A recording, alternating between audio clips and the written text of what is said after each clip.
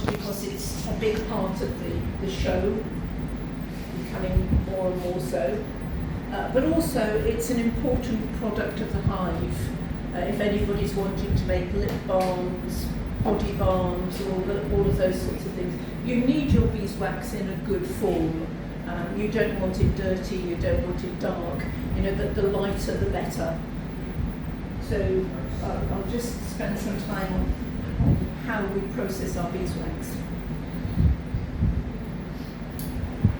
Beeswax got a melting point of 64 degrees centigrade. Now you'll see, if you're reading the literature about it, they'll give you a range. They'll probably say 60 to 68. And that's largely because of all the other bits of impurities that are in there. But pure beeswax melts at 64. And if you cool beeswax quickly, it can become very dry and brittle and not very nice. So if you've got your beeswax in a melted state, you shove it in the fridge, it tends to go quite dull. And the way it sets, it sort of sets in little layers and becomes quite cracky wax.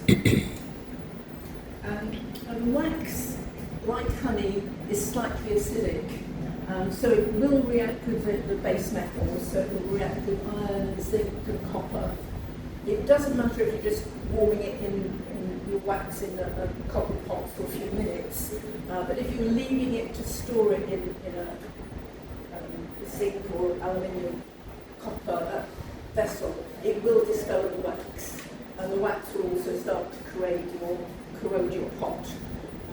At the National Honey Show, quite a number of years ago now, somebody came with some candles to display, and he was looking at them, looking at everybody else's, and his were really quite green.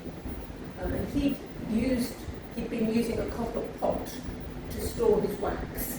So he kept it in there, and over time, the acidic wax had corroded the copper, and he basically ended up with some green candles in most respects.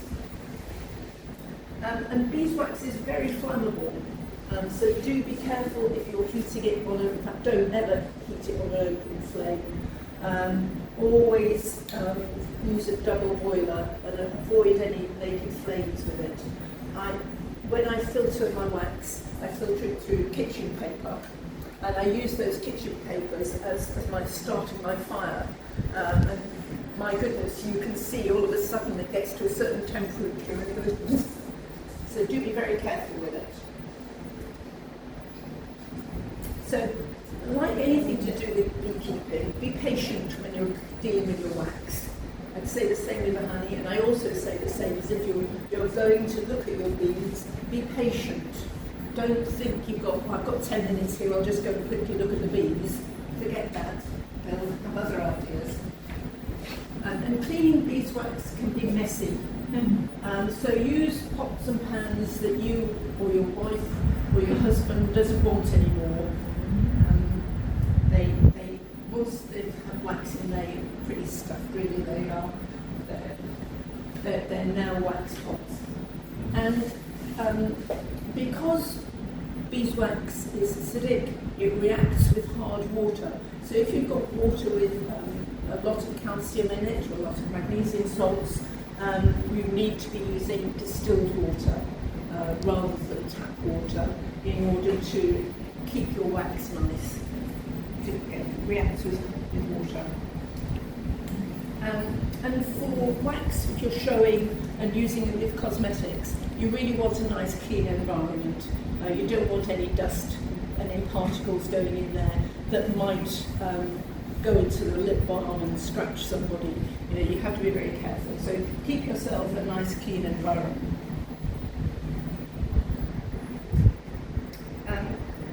So when you're dealing with wax, keep your wax separate. So anything that's dirty or brood combs, old mouldy super frames, keep them to one side, and keep your super frames and medium coloured cappings together, and then clean wax and brace and burr comb that you may have collected, particularly from the swarm. They usually make lovely, nice white wax. Keep that separate for your showing. And if I just come to my some bits I brought with me. You can get some nice, lovely, clean wax by doing that. So that's cappings wax. Now, anybody that's been through a course, you will know that the bees produce the wax in their wax glands, and when it comes out, it's pure white. It's beautifully white. Why does it end up yellow? No, because the bees have got dirty feet. So the bees, when they go and collect their pollen, come back with the pollen and they walk over the wax. And often often pollen is quite waxy, and that gets absorbed into the pollen is often quite oily, and it gets absorbed into the wax. So we have a plant in the UK called a dandelion. It's a bright yellow flower, and the wax from that is a beautiful, bright yellow, almost the colour of your t-shirt. So it's a lovely bright colour. So that's all come from the pollen. So everything that we move out of the wax,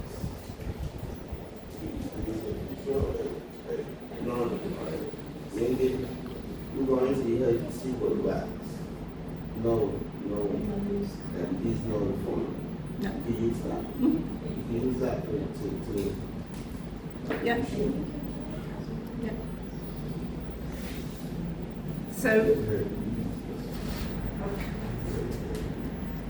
as I mentioned earlier when I was talking about uncapping, keeping wax separate. So as I'm uncapping, there's a tub for the nice white wax and a tub for the dirtier wax. And because I know you're all largely hobbyist beekeepers, you can do pretty much the same as I do. You know, the commercial beekeepers do things quite differently.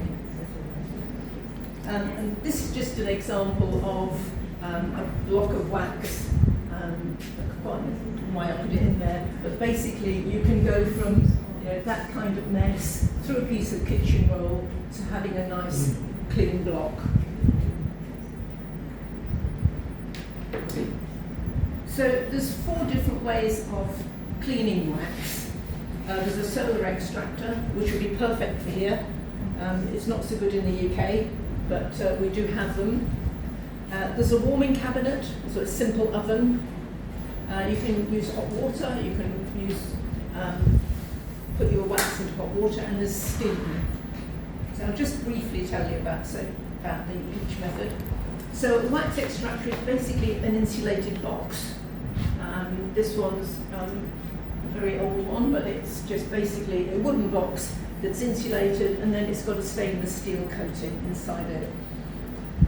And it's tilted to allow the wax to drain out of it, and also tilted so that it can reach the sun. And then there's a barrier in it, just here, that stops the large particles coming through. This one you can put whole frames in, smaller ones you can just put bits of wax in. And if you've got bits of wax, you can put it in a bit of sacking or some tights or whatever to hold the pieces. So this one's got bars to hold the front, it's got temperature gauge. Interestingly, even in the UK on a hot sunny day, we can get up to about 180 in there. Very, very hot. So you will be cooking now. You can put your chicken in there, cooking. And then this one also has got some guides to cause the water the wax to flow into. And then there's a tub at the bottom. I get these from my local butcher who sells them, or doesn't sell them, he gives them away. His meat comes in them. So that's that. And sometimes though it overflows, so you might need an overflow. But the definite disadvantage of this is controlling the temperature. Your wax can get really hot. So what I would advise you to do is have a tub of water at the bottom, and the wax goes straight into the water, so the wax will never get over 100. It just goes straight in and it cools down straight away. And once you've got a tub, this is one of the blocks from that thing, and you can just, once it's set, you can scrape any debris off it. So with water, I'm just not going to go through all of these, If you've got brood combs, it's a good idea to pre-soak them in water so that any cocoons that are in there are absorbing water. So when you put the whole thing into your pan of water, the cocoons are not soaking wax. They're already pre-soaked. So just use soft water in a pan, gently simmering. Keep putting bits of wax in. And over time, when one lot of wax is dissolved and melted, you can put more in. You can just keep piling it all in. People in the US frequently say they do this in their slow cookers. That they make casseroles in. So when all the wax is melted, just pour it through a coarse filter. And you end up with and leave it to set quite coolly. With wax, it's important to leave it to set slowly. And then that will allow any debris that is in it to sink to the bottom. And then you can scrape it off. If you leave it to set, if you let it set quickly, then the debris is distributed throughout the whole pieces of wax. Better just say, leave it to cool slowly, remove any wax from the surface, and scrape the debris off. Steamer, these are commercially sold, commercially available. Basically, it's a mesh tank inside a bigger boiler, and you have a water heater. This creates steam, which melts the wax, and then that dribbles out the side. So essentially, you've still got here coming out the end, you've got your wax and water, the condensate. And again, you just leave that to set slowly.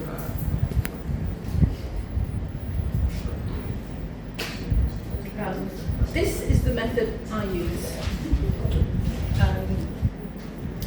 So what we have got here, and I'll use the pointer here, is it's an oven, basically.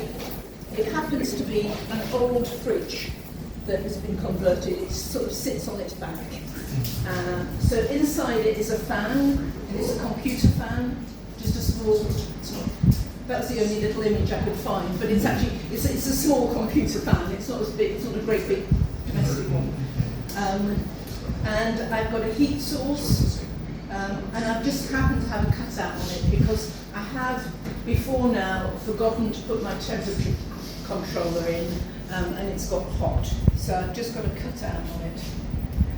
Now the main thing is I've got a funnel or a colander or something like that. And inside it, I simply put kitchen towel, kitchen roll that you buy from the supermarket, and I filter all of my wax from solid.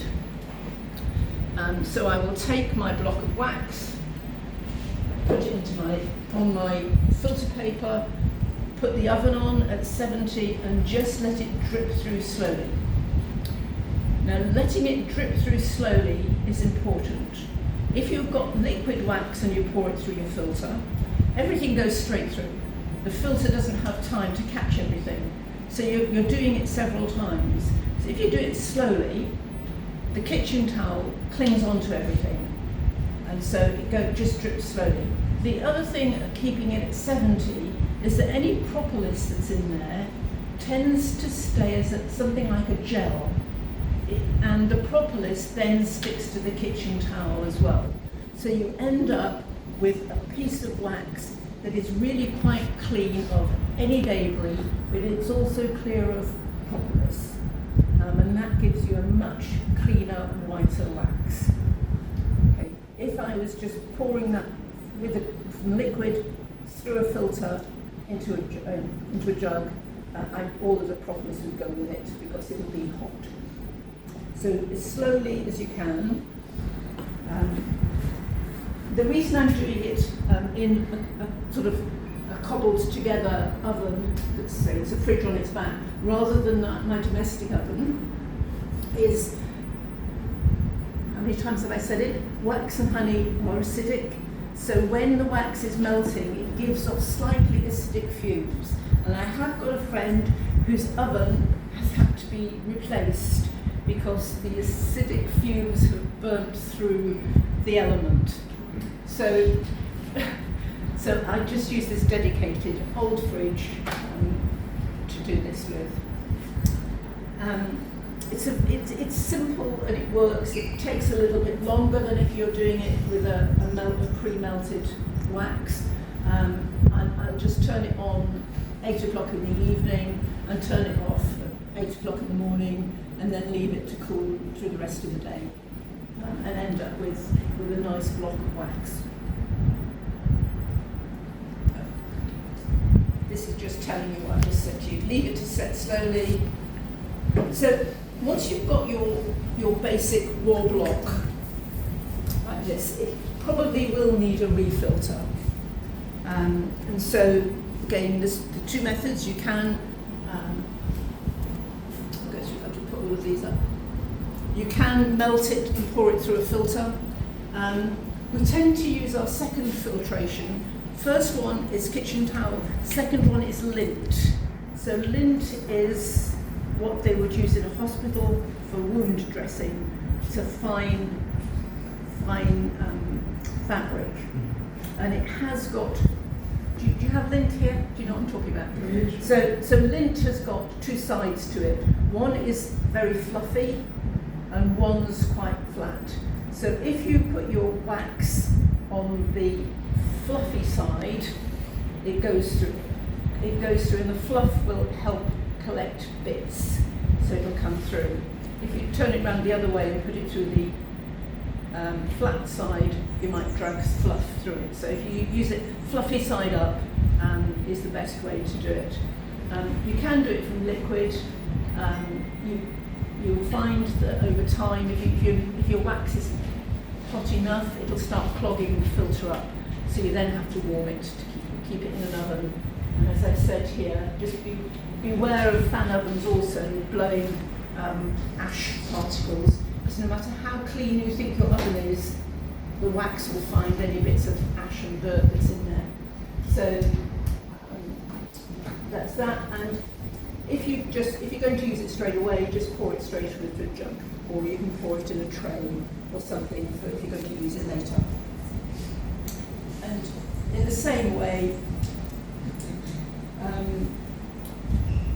I do the similar thing as I did for my first filtration, is I will put the wax pieces on a lint vessel. So instead of having my filter paper, I just have a layer of lint for the wax to drip through.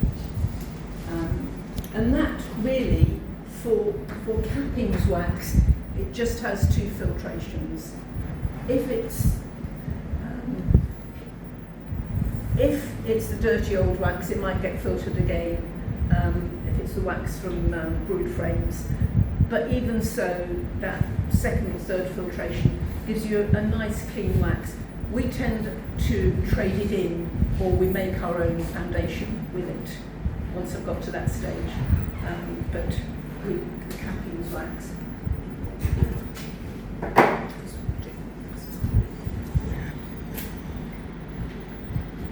So once you've got your wax, break it up into pieces to make it easier to melt.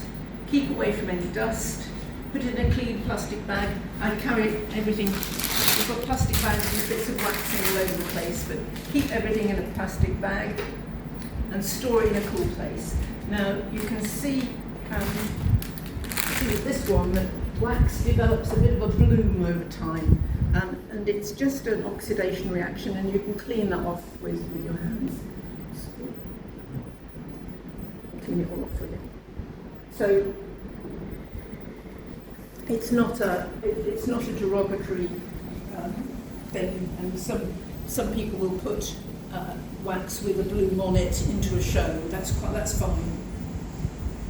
If you're making a wax block for showing, I tend to use a bowl, a nice smooth bowl,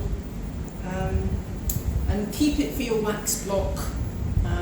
Don't clean it in a dishwasher. Dishwasher detergents, detergents in general, have got a very slight abrasive element to them, so they will scratch anything in the bowls. I put a small drop of washing liquid in it, and then I spread that round my bowl. I'm looking for a micron virtually of detergent in there to act as a releasing agent. You can use a silicone spray, the same thing applies. You really just want the finest molecule layer of it, otherwise you will end up having your wax block smelling of the detergent or of the silicone spray. Wipe it round, cover the bowl, once you've got it all clean, cover it and keep it warm somewhere until your wax is ready. So weigh out how much wax you want, put it into your bowl, and allow your bowl to cool as slowly as possible. The reason you're allowing your bowl to cool as slowly as possible when you're making a wax block is that the outside of your wax will cool more quickly than the inside. So you'll start, if you cool it quickly, the outside will cool and the inner will cool less quickly, and you end up with a dent in your surface of your wax. So the more slowly you cool it, the more level the surface of your wax is going to be.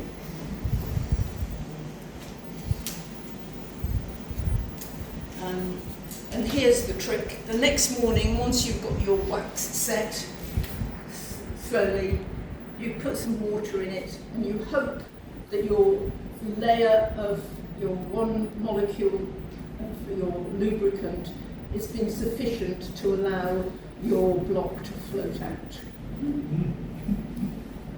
Now, I say that tongue-in-cheek. It doesn't always work, and sometimes it takes 2 weeks before it decides it wants to come out. Sometimes it comes out straight away. So when I say to people, if you're making a wax block for a show, make sure you do start it at least 3 weeks beforehand, because it may not come out, it may not release, and you might have to do it again.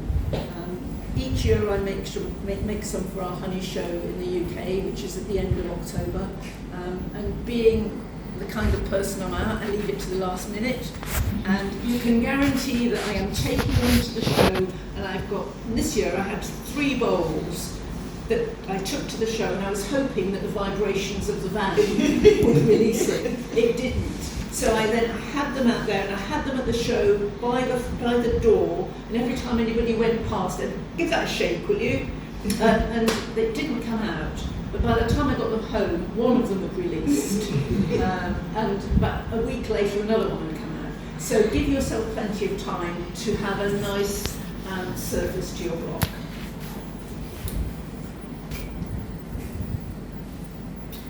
So that's all I'm saying about wax. Apart from, again, there's quite a number of shows that now that have candles as a class. So similar to making a normal mold, I would warm my candle mold. Usually the candle molds are silicone of some sort. So to warm them and then pour your warm wax into them. Again, let them cool slowly. The other important thing with a candle is you need to make sure that your wick is central. The judge will be looking to make sure that you've centralised your wick. And they will also be looking to see if the wick is the right size. So in a show, the judge will burn a candle for at least 20 minutes, sometimes longer, to make sure that you've got the right sized wick. So if you've got too small a wick, it'll make a little pool of wax and drown itself. If you've got too big a wick, it'll come right up and can be dangerous, but also the wax will start to overflow and drip down the sides. So the judge will be looking to make sure you've got the right sized wick. And also, if you've got the right type of wick. So there are several different types of candle wick. There are wicks for soya wax, paraffin wax. There are wicks for candles that are oil burning, and there is specifically what's called square braided wick for beeswax. Now, square braided wick is treated so that it burns evenly and it's easy to light, and it's made, the main producer of the square braided wick is an American company called Atkins and Pierce. So most of Atkins and Pierce, they don't sell directly to us, but they do sell to the beekeeping supplies stores.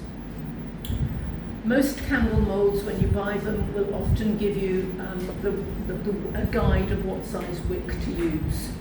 So you can get wick that's very fine to very thick, and they are numbered usually from 0 to 10, and they will give you a guidance of which size wick to use for which size mould you have.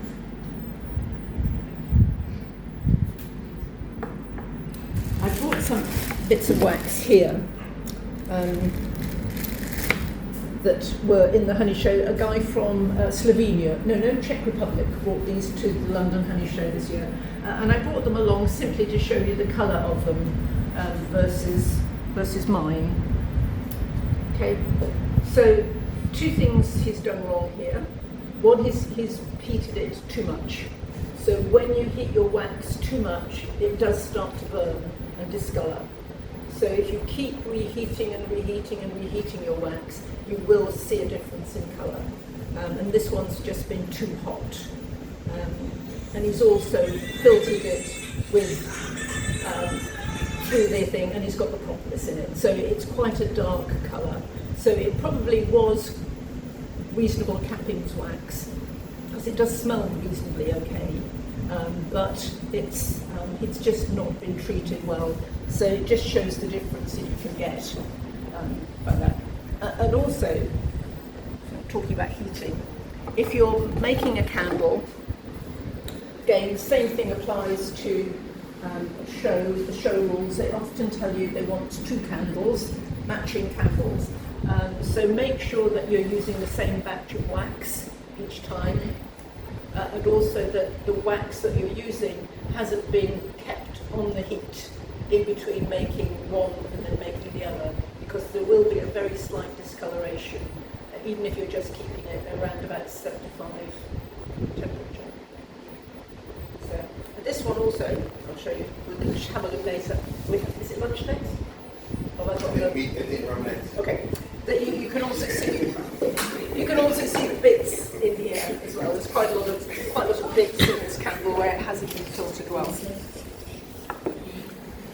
And I'll just show you this one. This one's got too small a wick in it because it's just making that very small puddle there. Okay. So it wouldn't burn well, it would drown itself.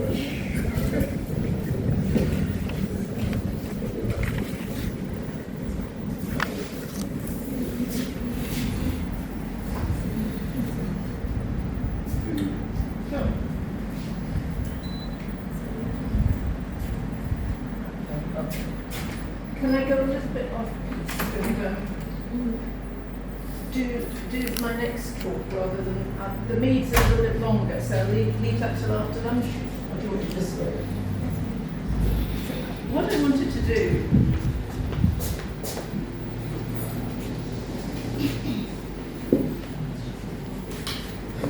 is just say a little bit about nutrition and your bees.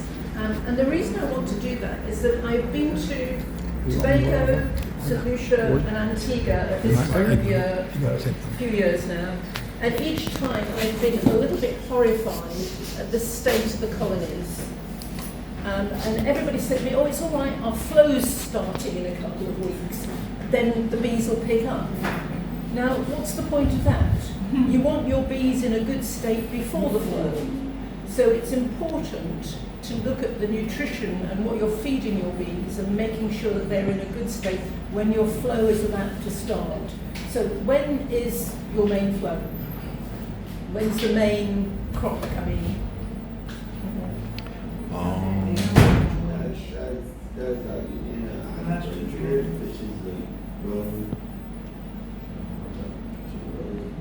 June, July? November. Yeah.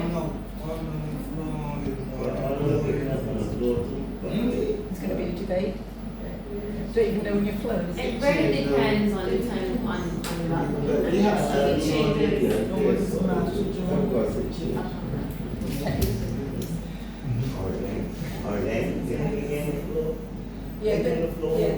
Certainly the guys last year when I was in Antigua at this time said to me that they were expecting their flow to be end of December and all through January. And as I say, I looked in their colonies and there was no way that they were in a state to make the most of that flow. They'd have been using most of that nectar and the pollen that they were bringing in just to build up. So what I just wanted to make sure was that, hopefully you're not, is that you're not in the same position that they were. And also, as I say, I've seen it in St. Lucia and I've seen it in Tobago. So when your flow is, you need the maximum number of foragers in your colony. Okay, now just think of the life cycle of your worker bee. It's laid on day 1, it's an egg.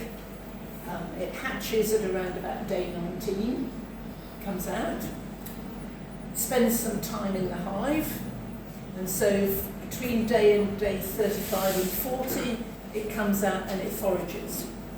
So basically, you need your queen to be producing at her maximum about 6 to 7 weeks before your flow, so that you have got the maximum number of foragers in there to go out and collect. Okay?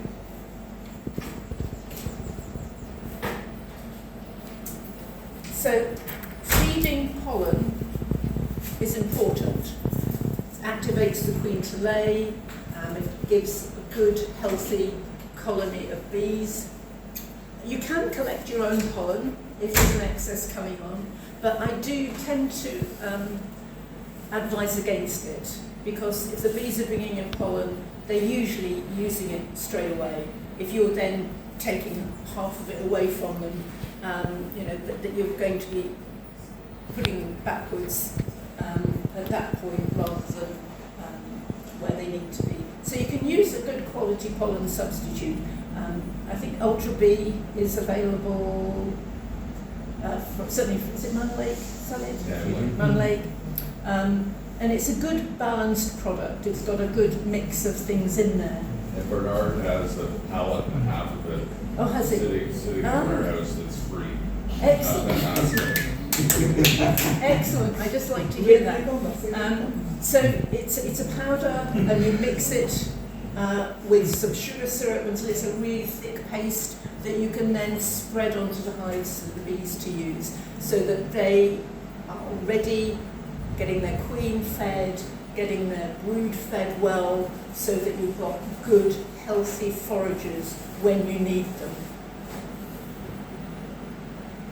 So for us, we have an early flow of nectar, which is around about early to mid-April, when the trees start to flower. We've got a tree called the sycamore, which is similar to the maple, which gives us a very good forage.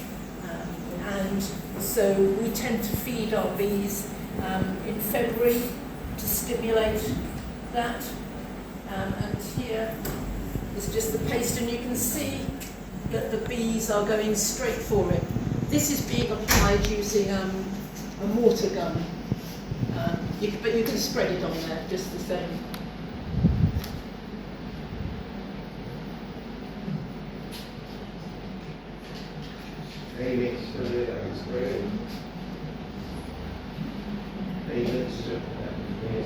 Yeah, that's the pollen substitute and sugar syrup, just mixed to a thick paste.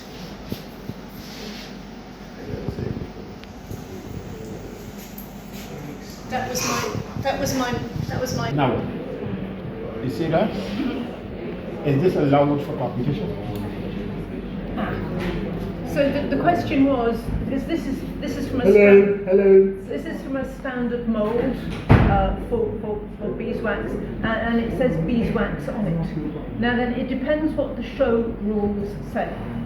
If your show rules just say a 1 pound block of wax, that's fine. If you're like in the UK, we have a £1 plain block of wax, that's not okay. So it really depends on reading the rules of the show. The other thing that I didn't show you is that with my torch, I've got 2 settings. That's quite bright, and that's very bright, and that allows me to be able to see through my wax, through the blocks of wax, so I can see if there is anything in there. See how clean it is. It is actually quite clean, it's just been a bit overheated. What? Bit overheated, but it's good. And also, We don't show our wax. no. Just if you were showing it in your wax, whoever this is, there is some dimples here, which is water. There's been some water in your wax, which has sunk because beeswax is heavier than water, so the water has come to the bottom of the mould and left some little holes of water droplets.